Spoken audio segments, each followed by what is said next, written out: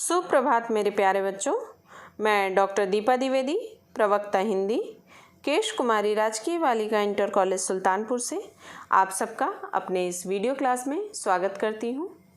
बच्चों, पूर्व के वीडियो में हम लोगों ने मुंशी प्रेमचंद जी द्वारा लिखी गई कहानी मंत्र से 3 महत्वपूर्ण गद्यांश पर आधारित प्रश्नोत्तर का अध्ययन किए थे। आज के इस वीडियो में उसके आगे के गद्यांश पर आधारित प्रश्नोत्तर का अध्ययन करेंगे। गद्यांश है, वह एक जड़ी कैलाश को सुंघा देता।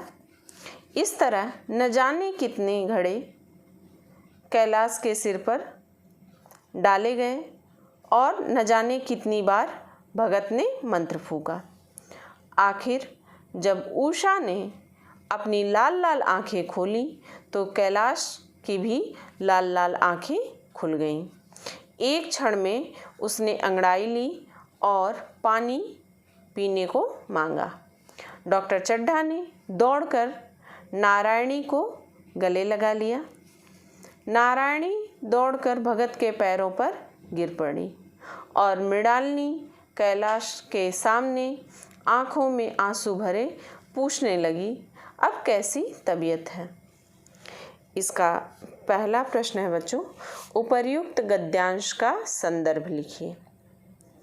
संदर्भ है इसका, प्रस्तुत गद्यांश हमारी पाठ्य पुस्तक हिंदी के मंत्र कहानी से उद्धृत है, जिसके लेखक मुंशी प्रेमचंद जी हैं।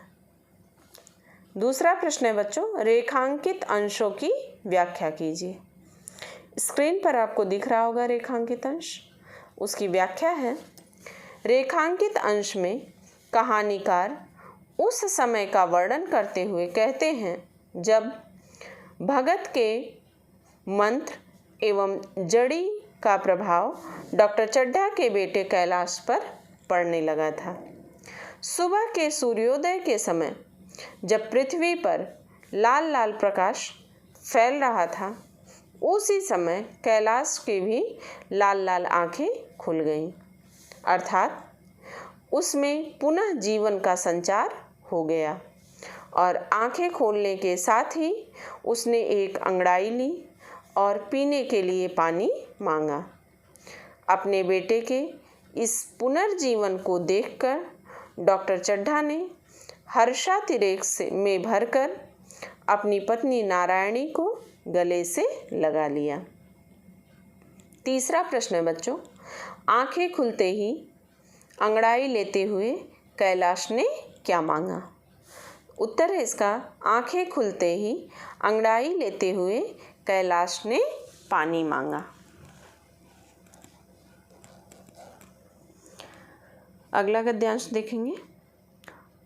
चड्ढा, रात को मैंने नहीं पहचाना, पर जरा साफ हो जाने पर पहचान गया।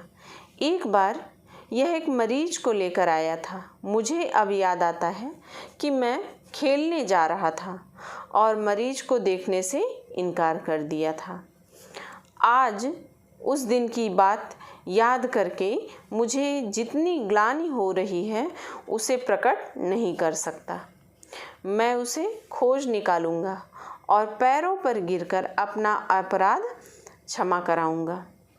वह कुछ लेगा नहीं, यह जानता हूँ। उसका जन्म यश की वर्षा करने के लिए हुआ है।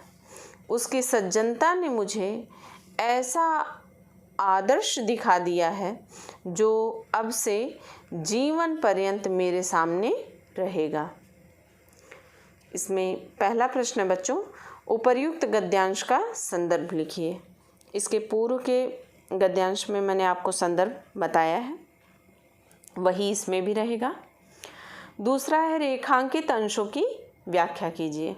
स्क्रीन पर आपको रेखांकित अंश दिख रहे होंगे, मैं आपको व्याख्या बताती हूँ।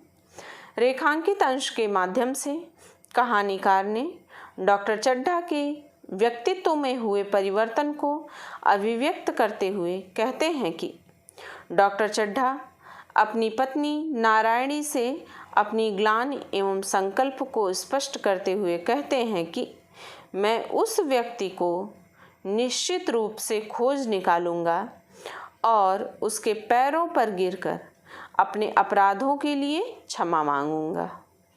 उस व्यक्ति ने अपने चरित्र की सज्जनता के द्वारा मुझे ऐसा महान आदर्श दिखाया है जिसका अनुपालन अब मैं संपूर्ण जीवन करता रहूँगा। तीसरा प्रश्न है, ग्लानि किसको हो रही थी? उत्तर है बच्चों, ग्लानि डॉक्टर चड्ढा को हो रही थी। चौथा प्रश्न है, डॉक्टर चड्ढा किस आदर्श पर जीवन भर चलने का संकल्प लेते हैं? इसका उत्तर है बच्चों, डॉक्टर चड्ढा भगत के दिखाए गए सज्जनता के आदर्श पर जीवन भर चलने का संकल्प लेते हैं। पांचवा प्रश्न है, प्रस्तुत पंक्तियों में भगत की किस चारित्रिक विशेषता का पता चलता है? उत्तर है, प्रस्तुत पंक्तियों में भगत की सज्जनता का पता चलता है।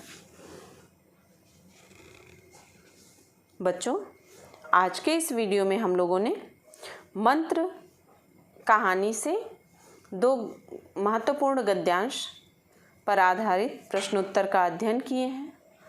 उम्मीद करती हूँ आपको अच्छे से समझ में आया होगा। बच्चों, यहाँ पर यह मंत्र कहानी पूर्ण होती है और अब तक मैंने 2 भाग में जो महत्वपूर्ण गद्यांश हैं उसे आपको पढ़ाया है। आप उसे अच्छी तरह से समझकर और साफ साफ उसका नोट्स अपनी कॉपी में तैयार कर लीजिएगा और उसे याद भी करते रहिएगा। मिलते हैं बच्चों एक नए पाठ के साथ अगले वीडियो में। धन्यवाद।